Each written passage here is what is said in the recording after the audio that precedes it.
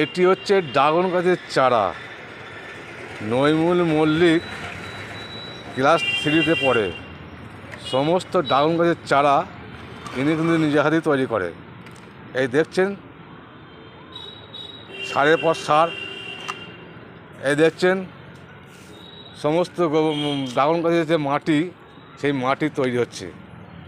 এই দেখছেন যে ড্রাগন গাছের, এই ড্রাগন গাছ, এই গাছের ফল আমরা আগেই দেখেছেন, একটা ফল 700-800, মিনিমাম 500, খুব জাতি ফল।